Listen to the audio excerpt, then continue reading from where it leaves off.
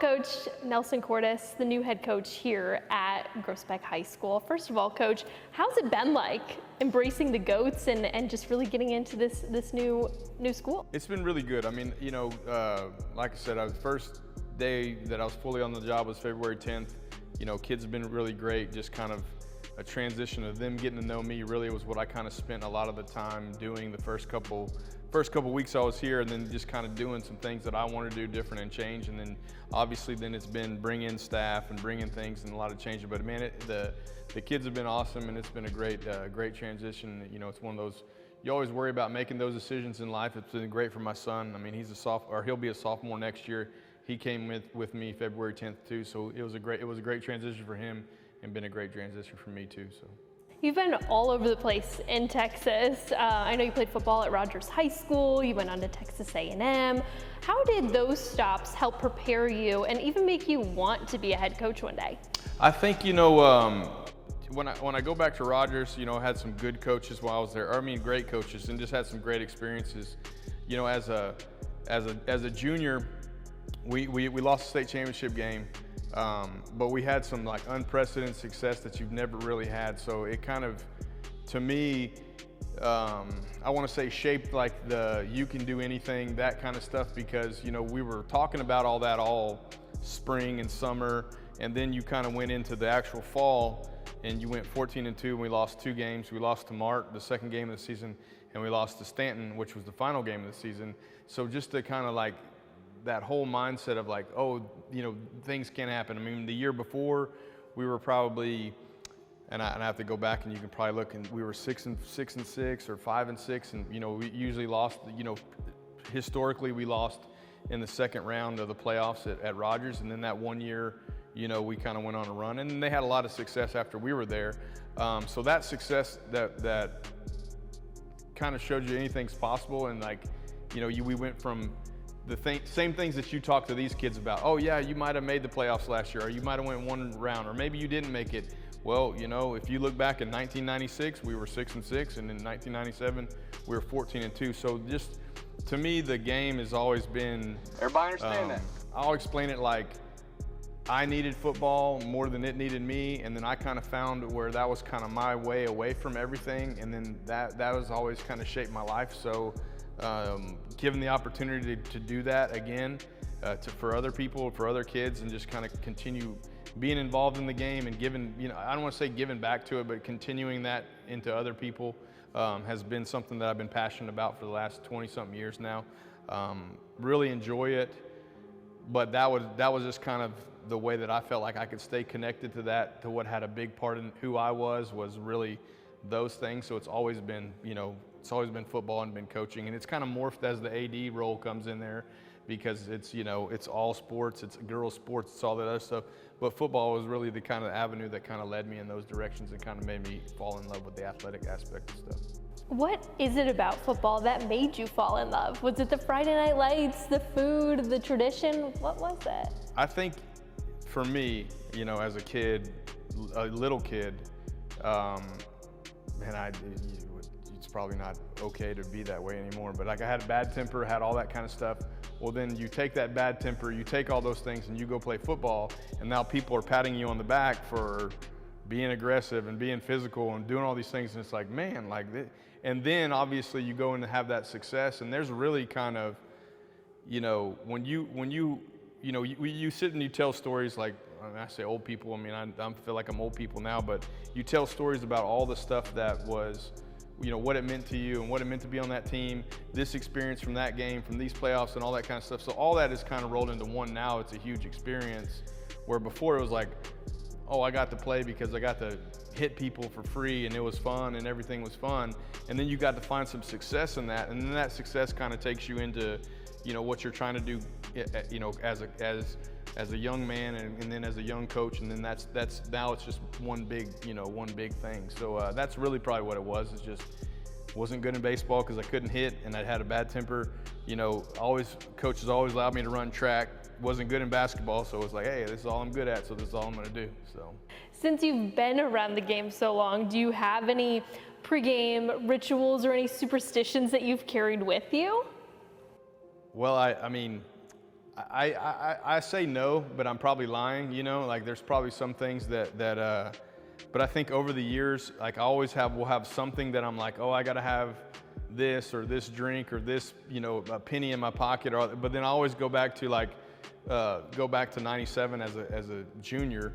You're gonna wear the same shorts, the same, all the same things, and I said we still got beat, so it doesn't matter. So that's what tell everybody, like, we're either gonna go out there and be prepared and win, or we're gonna get beat. But like all the superstition doesn't matter. But I mean, there are some little things that I do like,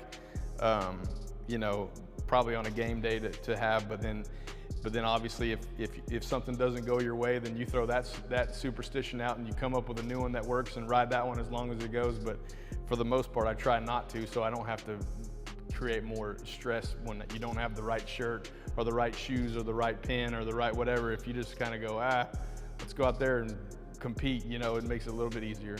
So I'm guessing you don't have any superstitions yet here at Groesbeck. No, not yet. And they may change week to week, but right now it's just to go out there and get after it every day. Since you have been here, what have been some of your favorite parts, or what are things that you've learned about Groesbeck while you've been here? Well, I think it's, the community really, cares about athletics, and they've invested, over the years, they've done that, and they continue to invest in the kids.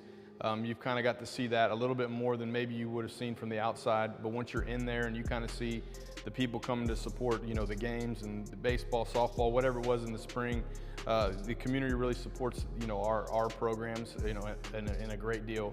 I mean, obviously there's all kinds of things that they do, and you can't say enough about what they do to do that. That's one thing, but the kids being welcoming, and the kids really wanting to get in there and work and do those things was also like kind of, you knew that and you've heard that, but until you're actually with those kids in the weight room or on the field or whatever it is, you don't really get to see what they're really like. But they're kids that remind me of myself, of those kids that kind of need that, in whatever sport it is. It might be volleyball, it might be football, it might be, girls, boys, basketball, softball, baseball. Like those kids are gravitated to sports for the right reasons, and so that was some of the stuff that I've kind of seen, being on the inside. Seeing those kids who you can see a little bit of yourself in, how rewarding is it to get to be a part of their chapters in their lives here and maybe make a difference? Yeah, I think that's probably the neatest thing, because I always kind of go back and reflect, even at this time, of kind of what I was when I first started coaching, and I probably wasn't a great coach, and I was probably even a coach that I probably wouldn't even hire now because of the way I was. But now to change and just kind of be like, man, like you want to pour life into kids. It's, the X's and the O's and winning and all that's important, but life's more important, and to see that and to kind of gauge from that perspective and really try to, I don't want to say attack because you're not attacking, but you just approach things from that perspective, that you're trying to help kids, reach them where they are, and then kind of get them to be bought in, tied into something that hopefully, if they're part of what we're doing, will elevate their future. And then you're doing that on the bigger scale of the AD, because you're getting coaches that want to influence those programs that reach more kids, and then you're trying to expand your reach. I think you're understanding your reach a little bit more than I did as a young coach. As a young coach, it was all about like what was in front of me, where now, 20-something odd years later, it's now look at it as, how can you reach those kids? How can you kind of give, I always say, do for them what somebody did for me, and how can you reach them and help them the way somebody helped me. And so that's kind of, and that's really the approach of having coaches in their programs, and then just having that overall umbrella of all of it. Speaking of you as a young coach, I know you've stopped at places like Riesel, Bryan, and Johnson City most recently. How would you say those stops have helped shape you into the head coach that you are today? Well, I think, those are some, on there, but, Riesel was where I started. I went to Montgomery, and I went to Navasota in 2012. We were able to win the state championship there with Coach Fedora. I'd actually played for Coach Fedora in high school, and then got to coach with him, and then we got to win the state championship. And then from there, got a head job in Maud, which is in East Texas, and then went to Normandy, and then went back to Montgomery, and then Bryan, and then obviously Johnson City, and then here. But I think everywhere that I've got to work with coaches and the head coaches, one, that maybe the head coaches that I had in high school and all the head coaches that I work for, You know, the first one was Coach Edwards. He was a longtime Temple assistant. He was from China Spring. He was the AD at Riesel. Worked with him, worked with Coach Bolfing in Montgomery, worked with Coach Fedora in Navasota, and then Coach Rogers and Brian. They're all different, and they've all kind of helped shape me, but they're all, to me, they're all guys that influence men. They're all influences of kids, and they all want the best for kids. And so, like, they all have a different reach and a different approach. And I got to learn those approaches, you know, just by being kind of tied into those guys and just the relationships that I have with them. And then I've got to learn, you know, what I do well, what I haven't done well, what I need to improve on. And then each kind of stop and change has made me change the way I was. I mean, you know, nothing against any of these places, but like, you know, the kids at Riesel and Montgomery and Navasota were all different than, you know, some of the guys that I coached when I was a head coach, you know. And then Maud being in East Texas was a different dynamic, but you got to see all different kids from different walks of life, and they make you change. If you'll really kind of get tied into what those kids are doing, they'll make you change and change your perspectives on how you do stuff. And so hopefully, ultimately, some of that stuff is all shaped, you know, ultimately come here. And Central Texas, to me, has always been, you know, some of those stops in there, you know, have always been like closer to home, because you kind of feel, you know what those communities are like, you know what those kids are like. So being back in Groesbeck in this area, you know, I say the 254, you know, because that's what my phone says on it. So it's important to me to have, you know, that, and that's kind of been able to a little bit more comfortability there with those types of kids and communities. You mentioned the area code. Just how special is it seeing other area codes just like yours pop up on your phone again, and get maybe some more hugs of people you remember or recognize around here? How welcoming has that been? No, it's been good. You know, the crazy thing is you know, some of these communities, you know, and parents and whatever it is, they go through some of those same experiences you go through, and then now, you know, me having a son who's in high school, you're kind of going through it from a different perspective now. You're not going through it, you're kind of trying to see what it's like for his perspective, and so some of those parents are doing the same thing. And so really that's kind of the biggest thing is going through it. You know, you're going through it with them, but you're also trying to, you know, get their trust and respect in terms of, hey, I'm trying to make this the best experience possible for your kid, you know, because I want it I used to say that, I want the best experience for now my kid's going through it too. So like really that's been a really neat thing. And then like you said, the familiarity, you know, knowing people where you can call in the Waco, Temple, Belton area, all this kind of, you know, you kind of know where places are, what stuff is. You know, it makes moving, well, you're moving, but you're not really moving. You're just kind of going to a different place. You're not really moving to some area you're not familiar with, so that familiarity has been great. I bet. You mentioned your son now twice. I think it's so special. I think being a parent probably changes a lot for you, but going through this together, it sounds like you've really felt other parents too, maybe at a different level, just going through this with your son. How has being a dad in this role like really helped you grow as a coach? I think the tough thing is you know, it takes a lot of reflection a little bit, because there's a lot of times where, you know, you say you won't take that home, you say you won't do this, but really you got to understand, like, you know, you got to coach him just like you would coach anybody else, and then you got to at some point cut off, and then you're going to be his dad. So like when you go home, it can't be 24/7 coach, you know, so at some point you got to say, hey, this is what we're going to do. So then you're kind of seeing their perspective a little bit different, you know, from what the parents want. But then ultimately every parent wants what's best for their kid, you know, and I think it's tough. Coaches' kids grow up in the field house, they grow up around the field, they grow up around that stuff, but they also kind of grow up with, you know, the expectations that are a little bit tougher on them. And I see that, and I make that, and I do that, but then at some point I got to say, hey, I'm going to be your dad, I'm going to support you, I'm going to do this, you know. But then, you know, when we're here and we're in the building or we're doing something like that's, you know, I will say is athletic related, it'll be in those terms, and when it's not, then we just have to learn. So he's had to learn that a little bit, but he loves it. You know, my little girl, I have a big gap between, I got my sophomore son, my 6th grade daughter, and then I have a 4-month-old, so, you know, so you've been a little busy recently. Yeah, it's been crazy. It's been a crazy spring. It's been a crazy moving, moved my son over here, baby born in March, now moving again, or me and him came, so it's been nuts. But congrats on the new baby. oh, thank you. No, What is good. boy or girl? Little girl. So okay, another my girl. son and 2 little girls. Yeah. So do you have any dad and son hobbies you do off the field? Anything special you guys like to do? For the most part, a lot of times, they'll gravitate towards something that, I don't want to say it's all that. I mean, we'll go vacation, ski, do that kind of stuff, fish, do that, normal stuff. But a lot of it is, it's just working on I'm not a baseball person. I'm not a baseball coach. I've never coached baseball, but he likes baseball. So we might go do some baseball stuff on the side. My daughter, I obviously want her to run and be involved in stuff. So she gets some of that, but it's kind of all gravitated towards, find something, but it's just, you find your time to coach them and spend time with them. But no, nothing crazy, other than, go do normal stuff, go swimming pool, go play golf, whatever they want to do, you kind of do just like any normal parent. But, a lot of times our stuff usually ends up coming up here. Are you a good skier? Try to.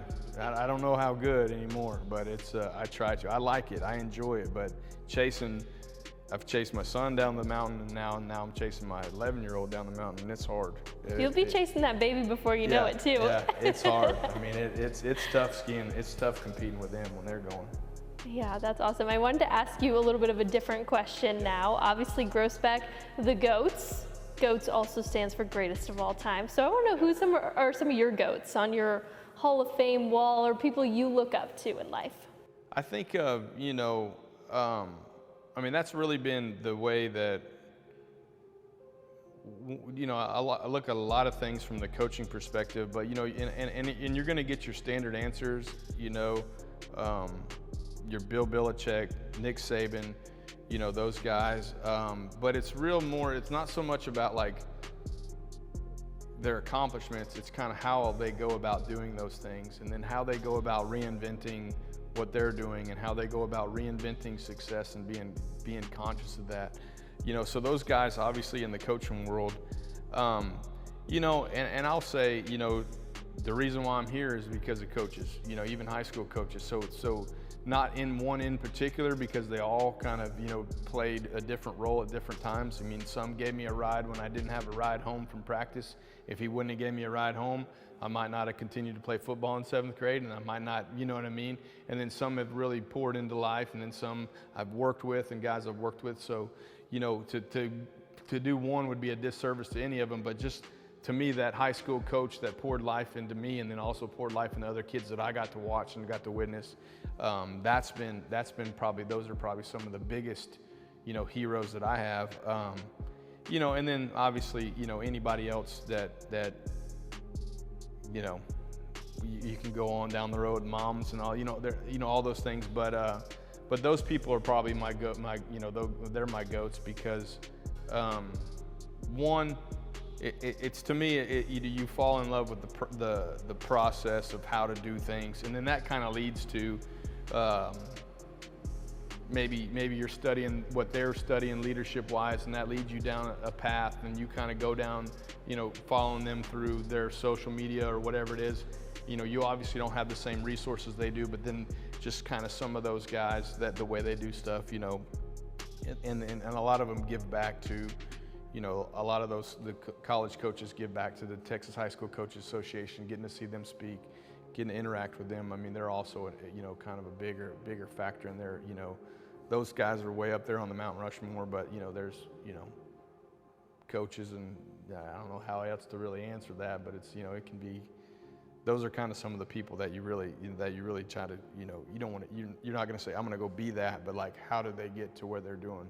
What's their process? And, and obviously the reinventing themselves over and over again is. So when you got to win a state championship with your high school coach, how full circle was that moment? That was pretty cool. It was a lot of fun.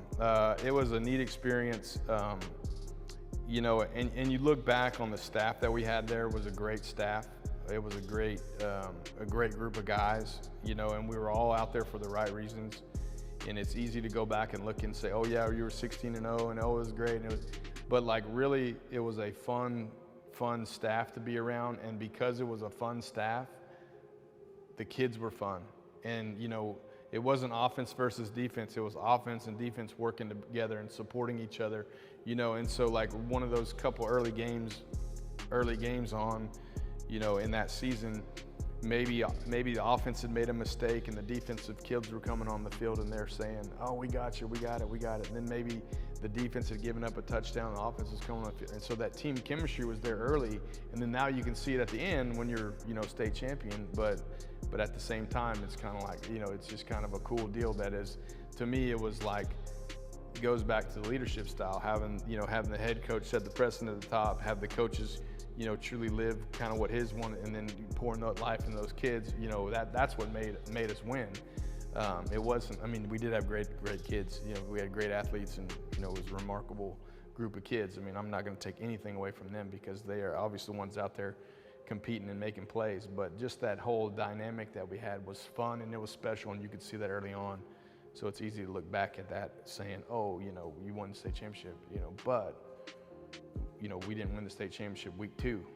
That's when we kind of really started figuring out who we were. So it was a lot of fun.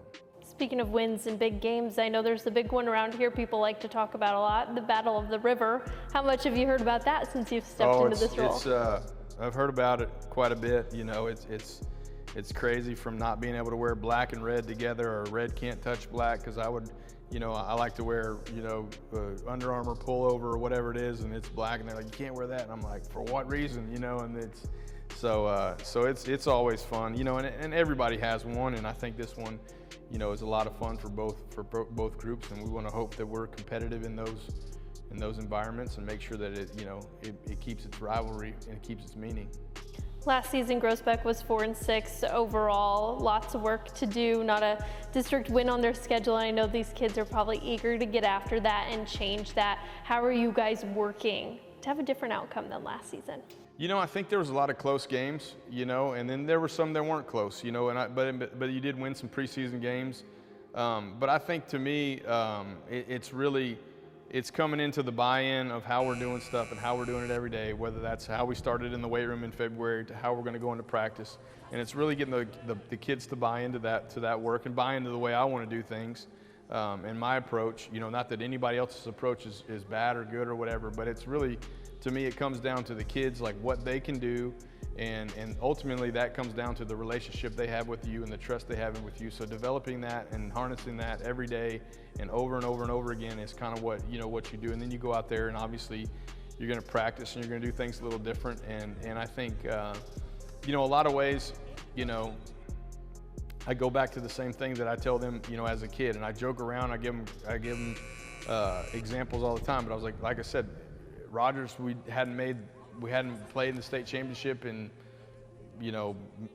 30, 40 years or whatever it was.